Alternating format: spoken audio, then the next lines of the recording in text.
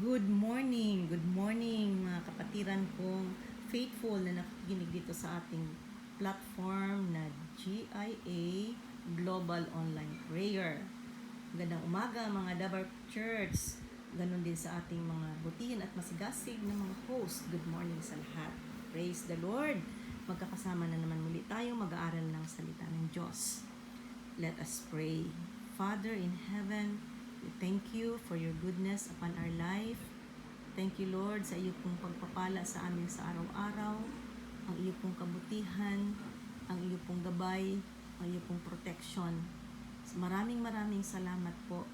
At sa aming pag-aaral ng iyong salita, bigyan mo kami ng katalinuhan at kaalaman upang maunawaan namin ang mga revelation mo po sa amin, Panginoon. At loobin mo po na hindi lamang kami tagapakinig ng iyong salita, bagkus ay maging tagagawa. Pagpalain mo po kami lahat, at ang lahat ng kapapuri at pasasalamat ay inialay namin sa iyo sa pangalan ni Jesus. Amen. Praise the Lord. Ang nais kong i-share sa inyo ngayon ay pinamagatan kong walang pararamihin ang Diyos kung walang itinanim. So, wala tayong itinanim, ay walang pararamihin ang Diyos para anihin natin. Alam ko naman na lahat tayo ay naniniwala na mahal tayo ng Diyos, tama? At naniniwala din tayo sa mga pangako ng Diyos at kiniklaim natin ang mga pangako ito. Ngunit, ewan ko lang kung napapansin nyo na minsan, nakakaligtaan natin na ang karamihan ng pangako ng Diyos ay mayroong kaakibat na alituntunin o kondisyon. At ang nangyayari ay ang gusto lang natin, kalimitan, ang gusto lang nating matanggap ay yung mga pangako ng Diyos, yung kanyang mga blessing.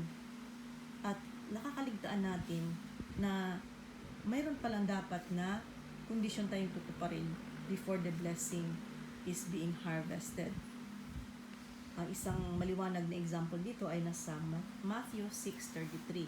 Sabing ganon, "Seek ye first the kingdom of God and His righteousness, and all these things shall be added unto you."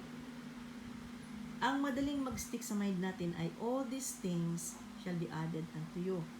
Pero hindi natin napapansin o hindi natin na-ignore natin minsan yung dapat pala bago natin maani yung all these things ay dapat muna tayong magtanim ng seeking first the kingdom of God and His righteousness.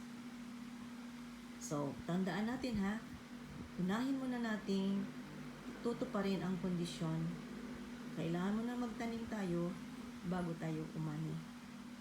Ang reference naman ng sowing and reaping ay nasa Galatians 6 verse 7. "For whatever a person sows, he will also reap."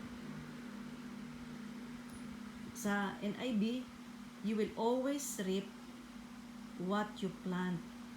Kung ano ang itinanim ng tao, iyon din ang kanyang aanihin. At ang Proverbs 11 verse 18, nakasabi rin dito, "Anuman ang anihin ng masama ay walang kabuluhan, ngunit ang gawang mabuti ay may pagpapalang taglay." So, pag nagtanim ka ng kasamaan, walang kabuluhan. Pag nagtanim ka ng kabutihan, ay may pagpapalang aanihin. Sa Proverbs 22 verses 8 and 9, "Ang naghasik ng kasamaan ay mag-aani ng kamalasan. Ang mahirap ay babahaginan mo ng pagkain at tiyak na ikaw ay pagpapalain." Ayan, kung ayaw natin umani ng kamalasan, huwag tayong maghasik ng kasamaan.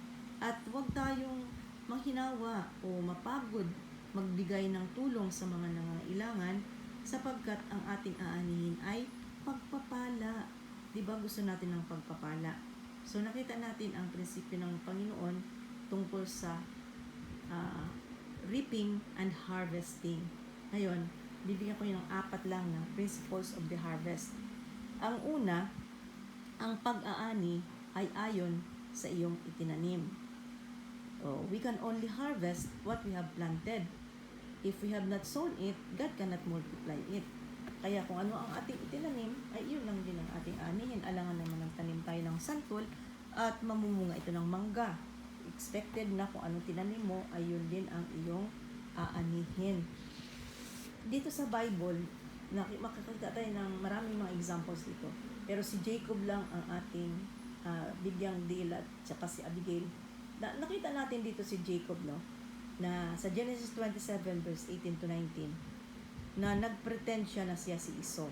Kasi si Isaac, nung matanda na siya, sabi niya kay Esau, paborito niya kasi si Esau Anak, sabi niya, mga suka at ipagluto mo ako ng paborito kong pagkain at pagkatapos ay babasbasan kita. Narinig pala ito ni Rebecca at sinabihan si Jacob na kumuha ka ng hayop na papatayin at lulutuin niya para ibigay sa kanyang ama. Subalit si Jacob ay makinis, sabi pa niya, ay paano kung mahalata ako ng tatay ko na niluloko siya, baka sumpain ako sa at blessing. Pero ininsist pa rin ni Rebecca yon at pumayag naman si Jacob. So nagpretend talaga siya na siya si Esau. At ang blessing na para kay Esau ay napunta sa kanya. So galit na galit sa kanya si Esau at nagbabalak patayin. Anong ginawa ni Rebecca? Pinaalis si Jacob, pinapunta sa kanyang sambahayan doon sa pinanggalingan niya. At in the guise of doon siya maghanap ng asawa dahil ayaw niyang mapangasawa ni Jacob ay Canaanites. Pero gusto lang niyang patakasin si Jacob, baka nga patayin siya ni Esau. And then, yung pagtanim ni Jacob ng deceit, no? Dinaya niya si Esau, ay kanyang inani. Sa Genesis 29, 23 to 25, si Laban, yung kanyang father-in-law, kasi nung dumating, kapatid ni Rebecca, nung dumating doon si Jacob, nagustuhan niya si Rachel. Si Rachel ang mahal niya. Pinagtrabahuan niya 7 years. But then, sa wedding night, ang binigay sa kanya ni Laban, instead of Rachel, ay si Leah, yung panganay. So, pagising niyang umaga ni Jacob, kasi lasing siya, hindi niya alam kung sinong kasipin niya. Pagising niyang umaga, nakita niyang siya ay niloko. Sabi niya, niloko mo ko. At hindi lang doon sa marriage niya niloko. Sa Genesis 31 verse 7, kinakausap ng kanyang mga asawa, sabi niya, yung tatay niyo, sabi niya, your father has cheated me and changed my wages 10 times. So, isang beses niya niloko si Esau, ilang beses siyang niloko ni Laban. So, what you sow, pag nagtanim ka, yun din ang iyong aanihin. Pero mayroon ding karakter sa Bible na maganda ang kanyang itinanim, si Abigail. Nasa 1 Samuel chapter 25 verses 32 to 34. Kasi si David, nagpadala siya ng mga tauhan kay Nabal nung malaman niyang mag-share ng mga sheep si Nabal para sana humingi ng konting pagkain, pero inalipusta sila ni Nabal. Nang malaman ito ni David, galit na galit siya at susulungin niya si Nabal at papatayin niya lahat ng mga lalaki sa sambahayan ni Nabal.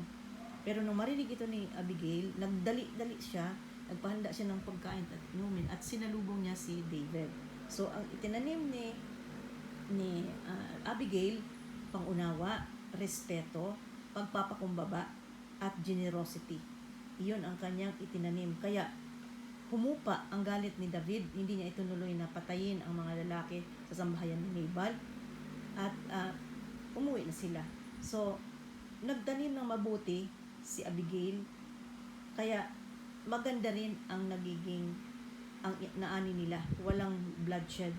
And hindi lang yon, sa verse 42, nung namatay na si Nabal, kasi na biglang heart attack siya at namatay, naging asawa pa siya ni David, si Abigail.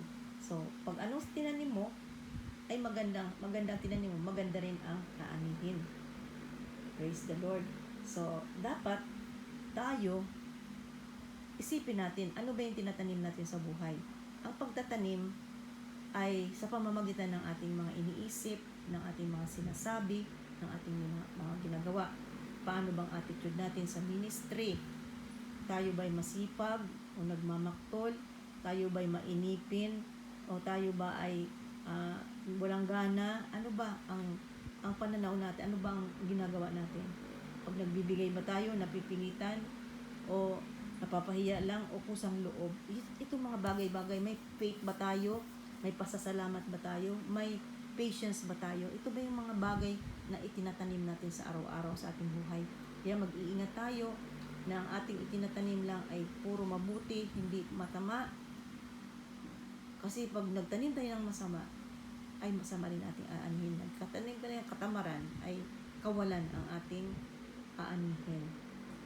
Principle number 2, ang pag-aani ay dumarating paglipas ng panahon ng pagtatanim.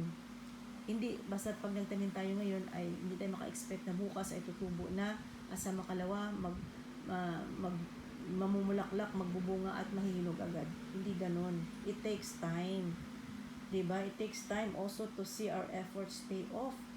Kasi pagka nga naman may ginawa ka, may tinanim ka, yung hindi mo alam kung ano ang nangyayari. Kaya ang ibang tao hindi na nakakaranas ng pag-aani dahil tumigil na sila sa paghihintay. Bakit? Nainip. Bakit madaling mainip ang tao? Kasi nasanay tayo ng instant coffee, instant noodles, yun bang madalian, yung agad-agad mong makuha, agad-agad mong makain. We want to see the results immediately. Kaya pag nagpipray tayo, gusto natin matanggap agad ang kasagutan. Pero hindi ganon, mga kapatid. Kailangan maghintay tayo sapagkat may panapanahon sa lahat ng bagay. Iba ang time machine ng Diyos sa time machine natin. At may reason ang Lord kung bakit minsan naghihintay tayong matagal, no? Results really take time because what we sow today, hindi natin makikita ang return nito until the next season. Sowing is all about the future. And while it's worth the wait, we often act like it. So, dapat ay matuto talaga tayong maghintay. Meron ako i-share sa inyo na prinsipyo na natutunan ko sa Panginoon sa paghihintay, no? Na ang pag-aani ay dumarating paglipas ng panahon ng pagtatanim. Na-share ko na rin ito ilang beses, pero sa puntong ito gusto kong makita natin yung principle na natutunan ko sa Panginoon. Yung nasabi ko na sa inyo, tinuban ako ng bukol nung nasa aklan ako. Dito sa ribs ko. Pinag-pray ko to at araw-araw ay pinag-pray ko to and it took me more than 7 months until na-receive ko yung blessing. Habang pinag-pray ko to araw-araw, hanggang sa matagal ng panahon, instead na gumaling na, ay hindi. So, ang prinsipyo pinakita sa akin ng Panginoon, dahil tayo, nasanay tayo na pag nagpipray tayo, alam mo, mahiningi tayo, Panginoon, pagalingin mo po ang bukol na ito, araw-araw pinagpipray, Panginoon, pagalingin mo po ang bukol na ito, salamat, Panginoon, pinagpipray ko, Panginoon, kailangan ko ng pera, I pray, Lord, that you give me money, Lord, I pray na magkatrabaho na po ako, Panginoon, magkatrabaho na po sana ako, Panginoon, gumaling na po sana ako, Panginoon, magkaasawa na po sana ako, Panginoon, magkaanak na po sana ako. Pero ganun na lang po ulit-ulit ang pinagpipray natin sa Panginoon everyday. Pero ang pinakita sa akin ng Panginoon, yung principle of faith is very important when we pray. Yung sinabi sa Mark 11:24, anong sabi doon? Whatsoever you ask in prayer, believe that you receive, past tense, and you shall surely have it. Ano man ang hinihiling mo sa panalangin, panampalatayaan mong tinanggap mo na yon at matatanggap mo nga. So, kung sa faith, di ba? Faith is now, hindi bukas, hindi makawalawa. Kasi tayo, pag tinanggap ko na nga, ay iyon na nga. Magpapasalamat ako sa Diyos, tinanggap ko na. Habang wala pa, ay wala pa. Pero ang pananampalataya is now. Manampalataya tayo, tinanggap na natin. At siya, matatanggap natin. Huwag nating baliktarin na pag natanggap ko na nga, ay iyon. Para bang, to see is to believe. Believe first before you see. Yun ang prinsipyo ng Panginoon. Manampalataya ka muna at makikita mo nga ang kasagutan ng iyong dalangin. At may nabasa pa ako na faith is the hand that receives the blessing. Ang pananampalataya daw ay yun ang nagiging kamay natin para tanggapin ang blessing ng Panginoon. So, pag tayo ay nagpipray, pagkatapos mag-pray kung anong pangailangan mo, Lord, kailangan ko ng healing, Lord, kailangan ko ng pera, Lord, kailangan ko ng anak, Lord, kailangan ko ang ministry, ganito mag-boom sana, ganito, Lord. The next time na mag-pray tayo, hindi na dapat ganun ang ating wording sa ating prayer. Kasi pagka ganun, it lacks faith. Kulang ng pagpananampalataya. Kasi pag nananampalatayaan na tayo, ano nang ginagawa niya? Nagpapasalamat. Kasi pag nagpapasalamat na tayo na wala pa, yun ay pagpapakita ng mayroong pang pananampalataya. So everyday noon, pag nagpa-pray ako, lagi kong hinihipo yung bukol sa aking ribs. Lagi sinasabi ko, Panginoon, marami pong salamat sa iyong kapangyarihan na nagpagaling sa akin sa bukol na ito. Salamat po, Panginoon, by the stripes of Jesus, I am healed. Every day, nagpapasalamat ako sa Panginoon. Pero, in the natural, hindi naman talaga gumagaling. Instead, habang tumatagal, lumalaki, dumating sa punto na para siyang aratilis na mamula-mula, na makintab. Hinahanap ko nga kung may mata para sundutin ko sana. Wala namang mata, kaya wala akong magawa. Basta nagpipray lang ako sa Panginoon. Pray lang. Pasalamat lang ako sa pasalamat sa Panginoon. Kasi kung minsan, bakit sinasagot na ng Lord yung prayer natin, pero wala naman pala tayong kamay para tanggapin. Kasi wala tayong faith. Kaya nga yung mga disciples nagpray, Lord, increase our faith. Tayo rin sana laging, Lord, increase my faith. Hayaan natin yung pananampalataya natin ay lumakas para matanggap natin ang pagpapala ng Diyos. Amen?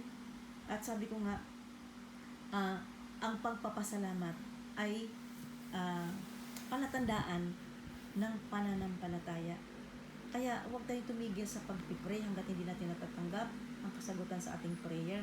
Kasi pag tumigil tayo, maaring isang di pa na lang matanggap na natin ang sagot sa prayer, ay tumigil tayo. Kaya back to square one. Kaya mga kapatid, ini-encourage yung bawat isa sa atin na maging patient tayo. Very patient tayo sa paghihintay ng kasagutan ng Panginoon. Sapagkat siguradong ako na ang Panginoon ay sumasagot ng dalangin. Hindi siya nagpapabaya. Ang Panginoon ay makapangyarihan and there is nothing impossible with Him. When He promised, He is able to fulfill that promise. Amen? Kaya, huwag tayong mainip. Patuloy tayong magtanim ng pasensya, patience, faith, prayer, trust sa Panginoon. At huwag nating madaliin ang Panginoon. Huwag tayong magmaktol. Because there is power in our words. Ba? Proverbs 18:21. Death and life are in the power of our tongue. So kung mga negative yung kino-confess natin, ang sinasabi natin, yun ang tinatanim natin, ay aalihin din natin ay mga negative. Pero kung positive yung ating kino-confess, kagaya ng sinasabi ko, kailan ko natanggap ang blessing dito sa aking bukol sa ribs? After 7 months, nung isang araw, dumalaw ako sa aking kaibigan. Sabi ko ng Grace, tingnan mo nga itong bukol sa aking ribs. Pagtingin niya, sabi niya, halaping, baka cancerous yan. So, nakaka-nervous naman yung mga makakarinig ng gano'n. Sabi ko, ay, in Jesus' name, ayaw kong tanggapin yung cancer. I rebuke cancer. At nung umuwi ako ng gabi, nag-pray ako kay Lord, Lord, I have been praying na bukol na ito ay divinely healed. Gumaling ito. Pero Lord, kung kalooban mong dumaan ako sa kamay ng doktor, nagtitiwala ako sa iyo, I surrender everything to you. But you know my heart, Lord, that I really desire na magkaroon ako ng divine healing. But your will be done, Lord. Ang kalooban mo, maganap. Hindi, natulog na ako. Kinabukasan, naligo ako. Everyday, ang naging habit ko tuwing naliligo ako everyday, hinihipo ko yun. Nakasabon na ako. Pag hipo ko, wala akong mahipo. Dali-dali ako nagbanlaw kasi wala namang salamin doon sa banyo. Takbo ako sa kwarto. Pag tingin ko doon sa aking ribs, wala na yung bukol. Sa sobrang tuwa ko, nag-iiyak ako at nagsisigaw, Rexy, kasi si Ate Rexy ang kasama ko noon sa mission sa Aklan. Siya nagwawalis doon sa baba ng bahay namin. Dali-dali siyang umakyat at napagalitan pa ako. Ate Ping naman, ang aga-aga, napaka-iskandalosa mo. Nag-iskandalo talaga, nagsisigaw ako sa sobrang tuwa ko. Tingnan mo, wala na yung bukol. Sa sobrang tuwa. Kung tumigil siguro ako ng kapipray, o nagreklamo ako, Lord, ang tagal-tagal ko nagpipray, hindi pa gumagaling. 7 months na, more than 7 months na. Panginoon, makapangyarihan ka naman, pero bakit hanggang ngayon wala pa? Kung gumaganon ang mga statement ko, natanggap ko kaya yung healing, di ba? So, huwag tayong mainip. Pagpatuloy tayong manalangin, sabi ko nga, mag-sow tayo ng patience, napakahalaga yan. Pag nagtatanim tayo na, matatanggap din natin ang blessing. Mag-aani tayo ng pagpapala. Amen. Number 3, the harvest, mas marami ang aanihin kaysa itinanim. Mas marami ang aanihin, no? Kapag nagtanim tayo ng isang butil ng palay, ang aanihin natin ay mas maraming butil, di ba? hindi lang basta isa ang anin, baka mga mahigit 50 o 100 pag malusog ang uhay, no? So, sabi ng law of greater is, what starts small multiplies into something much bigger than what we begin with. Ang ating pagtatanim ay bumabalik sa atin ng mas maraming ani. Diba, sinabi rin yan ng Panginoon sa Mark 4:20, yung harvest is 30-fold, 60-fold, or 100-fold. At kapag in-apply yan sa pera, it teaches us that the harvest is greater than the planting in both the magnitude of what we reap and the kind of fruit we reap.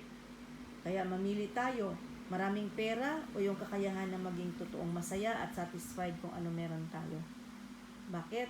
Kasi kaya gusto natin magkaroon ng maraming pera ay upang maging masaya at kontento sa buhay, di ba? So, mag-invest tayo ng treasure sa Kingdom of God. Huwag sa mundo. Dahil kung nasaan yung ating kayamanan, nandoon yung ating puso. Di ba? Sabi ng Panginoon sa Matthew 6:21, for where your treasure is, there will your heart be also. Let us invest in the Kingdom of God. And let us have our heart set on heavenly things, far greater gift than having more in this world. At nakita natin ang prinsipyo dito na mas marami ang anihin kaysa itinanim nyo. So John chapter 6 verses 5 to 13, alam natin lahat ito. Yung pinakain ni Jesus ang multitudes of 5,000 men. Diba? Nagtanong si Jesus kung may pagkain, paanong meron tayong pagkain, sabi ng disciples. May bata dito may dalang 5 tinapay at 2 isda. So, ang bata, hindi niya pinagkait, ibinigay niya. At yung pagbigay ng iyon, ay anong ginawa ni Jesus? Pinagpala niya yung tinapay at isda, pinagpira-piraso at ibinigay sa mga disciples para ibigay sa multitudes. At anong nangyari? Kumain daw silang lahat at nabusog. At sobra pa ng 12 baskets full of food. Sumobra pa. Nagsimula sa 2 isda at 5 tinapay. So maliit lang ang itinanim, pero malaki ang harvest. At sabi pa nga doon sa nabasa ko, kung isama pa daw yung mga bata at mga babae, baka umabot ng 15,000 yung kumain. So just imagine, 2 isda, 5 tinapay, nagkasya. But yung principle dito is that God cannot multiply what we keep in our hands. Kung ipinagkait yun ng bata, hindi na multiply ng Panginoon. But when we give it to the Lord, He will exponentially increase whatever we surrender to Him. At napakahalagang isipin natin lagi, no? It is only as we put what we have in the hands of Jesus that it is multiplied. What we have, kung ano meron tayo, hindi naman tayo pinaghanapan ng wala tayo eh. Kung ano lang ang binigay natin, yun ay pagpapalain ng Panginoon. Alam nyo, tinitingnan ng Panginoon dito, hindi sa dami ng ibinibigay natin, kundi ano yung bagay na mahalaga sa atin na kaya natin ibigay sa Panginoon. Naalala ko tuloy yung nagbinabantay ni Jesus, yung nagbibigay ng offering doon sa templo. Ang dami na, nakita yung mga mayayaman, malaking pera ang binibigay. Pero yung kinumen niya, yung widow na nagbigay ng 2 kusing. 2 kusing lang binigay. Kasi sabi ng Panginoon, siya ang pinakamalaking ibinigay sa lahat. Bakit? Para sa mayayaman, yung binigay nilang malaking pera, barya-barya lang sa kanila yun. Marami sila eh. Hindi naman nila kailangan. Sobra sa kanila yun. Pero yung widow, yun lang meron siya. Napakahalaga yun kasi yun lang meron siya. Minsan tayong hirap tayong bitawan kung anong meron tayo. Kaya kahit pag nagbibigay tayo ng tithes, minsan hindi talaga full tithes kasi wala na tayo eh. Pero ang tinitingnan ng Panginoon, hindi yung kaano kadami, kundi ano ang mahalaga sa iyo. Ano ang widow eh, wala na talaga siya, binigay pa niya. At kayang pagpalain ng Panginoon, imumultiply niya. Kaya huwag tayong matakot na mawalan. Kasi kahit konti lang yan, kung pagpalain ng Panginoon yan, malaki ang balik. Kaya huwag tayong matakot invest sa Kingdom of God. Kahit maliit lang yan, wholeheartedly naman nakita ng Diyos, pagpapalain tayo ng Panginoon. Alam nyo, in my experience din, dito sa ating Dabar Church, may mga nagpo-post dyan na may sakit, Pinagpo-post niya yung pangangailangan. Pag naririnig ko yung may simbahan na bubuksan, nangangailangan, may mga may sakit. Pero hindi naman lahat ng naririnig ko kinakatok ng Diyos ang puso. Pag kinatok ng Diyos ang puso ko, kahit hindi ko kakilala, nagsuso ako kahit maliit lang. At alam yon, ang balik talaga sa akin ng Lord, grabe. Kalusugan, kalakasan, even financially, hindi ako pinababayaan ng Diyos. At age 72, magsa-72 na ako sa September 5, I'm still strong. At sabi pa nga ng iba, hindi daw ako mukhang 72. Kasi yung mukha ko daw, bata pa at malakas pa ako. Blessing ng Lord yan. Nagtanim lang ako ng konti. Pero ang blessing ng Lord, hindi ko masukat eh. Kaya huwag tayong manghinayang na magtanim ng magtanim sa kingdom of God. Kasi may balik yan. Grabe, 2 isda, 5 tinapay. Pero ilang tao ang napakain. So, maliit na pera mo lang, 100 lang ang binigay mo, 1,000. Kung magkano lang binigay mo doon sa taong nangailangan. Pero pinagpala sila ng Diyos na natugunan ang pangailangan nila. At sabi nga sa Bible, when we help the needy or the poor, we are lending to God. Nagpapautang daw tayo sa Diyos. So kung may utang tayo sa Diyos, ang Diyos ay hindi makunat, magbayad. Pag nagbayad siya, sobra-sobra pa. May kumbaga sa Bisaya, may pakapin pa. Mayroon pang sobra. Ganun kabait ang Panginoon. We can never outgive God. That's why huwag tayong manghinayang mag-invest sa kingdom of God. Pang-apat, lastly, ang ani ay kasukat ng itinanim. Yan. Kasukat ng itinanim. Magtanim ka ng isang mahogani, ano ang maaani mo? Di ba isang mahogani tree din? Plant a dozen and you will also get a dozen. So when we invest minimally in God's kingdom, we will reap also minimally. Yung dito sa 2 Corinthians 9:6, anong sabi? Ang nagtatanim ng kakaunti ay aani ng kakaunti, at ang nagtatanim naman ng marami ay aani ng marami. Ang tinitingnan ng Diyos ay ano ang mga itinatanim natin. And our generosity towards God and others often determines His generosity toward us. Kagaya nga na sinasabi ko, sa experience ko na konti nga lang ang binigay ko, pero marami ang pagpapalang tinanggap ko sa Panginoon.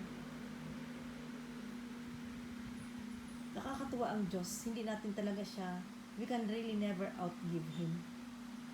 Ang kanyang benefit, ang benefit natin nakukuha sa mga pagpapala ng Diyos ay sobra-sobra. To the excessively generous, God is excessively generous too. Because God indeed is the God of generosity. Hindi talaga natin malalampasan ang Diyos sa pagbibigay. Kaya huwag tayong maghinayang magbigay. At alalahanin natin kung ano yung ating ibinigay. Iyon din yung ating aanihin, no? Meron akong nabasa yung isang satirical piece, Sabing ganun, meron daw mag-amo, si Madam at si Inday. Nagsisimba sila, born again Christian sila eh. Pero ito si Madam sa paglipas ng panahon ay yumayaman, dumadami ang negosyo, kaya nagiging busy na siya. Wala na siyang time magsimba pag Sunday. Hindi na rin siya makapatid ng Bible study sa gabi dahil pagod na siya. Kaya ang sinasabi niya pag Inday, magsimba ka at ipanalangin mo na lang ako. O ito ang aking tithes, pakibigay kay pastor, sabi, pray ako at ang aking family para lalo kong pagpalain. So, ganun na lang ng ganun, araw-araw at linggo-linggo, ganun sinasabi niya. O minsan, nahulog yung binigay ni Madam na sobre ng tithes. Lumagpak 100. Pagkakita ni Inday, ay, si Madam, 100 lang yung tithes niya. Ay, milyon-milyon yung kinikita niya. Pero, wala siyang magawa kasi ang ni Madam. Dumating ang panahon namatay si Inday at namatay na rin si Madam. Nung nasa pintuan na ng heaven si Madam, sabi ni St. Peter, okay, Madam, I will escort you to your house. Tapos alaala ni Madam, ay, St. Peter, pwede ba dumaan muna tayo kay Inday? Gusto ko siyang makita, sabi niya. Siya ang katulong ko nung araw, sabi niya. Gusto ko makita yung kanyang bahay. Ay, walang problema, madadaanan natin yung bahay ni Inday. Ilakad na sila. Tapos, ayan ang bahay ni Inday. Pagtingin ni Madam, wow! Ang ganda ng bahay ni Inday. Ang laki, mansion talaga. Ay, kasi sabi ni St. Peter, marami kasi siyang itinanim Pagdating sa kanya, sabi niya, lakad-lakad pa sila. Nasaan na yung bahay ko? Dito na tayo sa bahay mo. Sabi niya, nasaan? Ayan, pagtingin na. Ay, parang doghouse lang. Yan ang bahay ko, sabi niya. Ay, ano ba yung itinanim mo? Wala ka namang time para magsimba, para mag-attend ng Bible study. Pag nagbibigay ka ng test, 100 lang, tinitipid mo. Ay, anong materyales ang gagamitin sa iyong mansyon? Kung ano ang itinanim mo sa lupa na materyales, yan din ang materyales na gagamitin sa pagtatayo ng iyong mansyon. So, tinipid mo ang Diyos. Ay, ano ang ini-expect mo? Tayo mga kapatid, paano ba tayo nagbibigay ng ating time sa Kingdom of God, sa ating Panginoong Diyos, sa mga papuri at pagsamba? Baka mas marami pa tayong time na inuubos sa ating cellphone, sa kakabasa ng mga kung ano-ano dyan sa social media. Gaano ba kadami ang binibigay natin sa ating treasure? Baka naman mas marami pa tayong binibiling mga signature na mga bag at damit at sapatos kaysa pagbibigay sa ministry o pagtutulong sa mga mahihirap. Ang ating talents, paano ba natin ginagamit? Baka ginagamit pa natin sa mundo, hindi sa paglilingkod sa Diyos. So mga kapatid, napakahalaga talaga na magtanim tayo ng mabuti. Ang ating time, treasure, and talents, itanim natin ng tama. At sigurado akong aani tayo ng mas higit pa sa inaasahan natin. Kasi ang ating Diyos ay Diyos ng pagpapala. Amen? Manalangin tayo. Panginoon, maraming pong salamat sa iyo pong kabutihan sa aming buhay. Salamat po sa iyong mga salita na aming pinag-aralan. Nawa, Panginoon, ay magsilbi itong gabay para ang aming itatanim sa mundong ito ay hindi po negatibo, kundi puro positibo, Panginoon. Hindi kami mawawalan ng pag-asa, hindi kami mawawalan, Panginoon, ng pananampalataya. Bagkus ay lumalim yung aming pananampalataya, yung aming pong pag-asa ay lalong tumibay, at amin nga pong maranasan ang pagpapala, the blessings of harvest, Lord, because we patiently waited for it. We have planted it, Lord, with all our hearts, with all our soul, and with all our strength. Salamat po, Panginoon, at patuloy mo kaming lahat na pagpalain, maging sa amin pong pakikiisa sa aming host sa panalangin.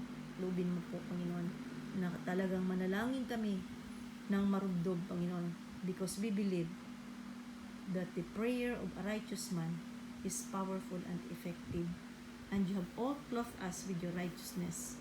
So be it, O Lord, that we pray with power and with effectivity. We thank you, Lord, and we just commit to you the rest of the time. For all these things we pray and we give thanks in Jesus' mighty name. Amen and amen. God bless everyone. Bye-bye.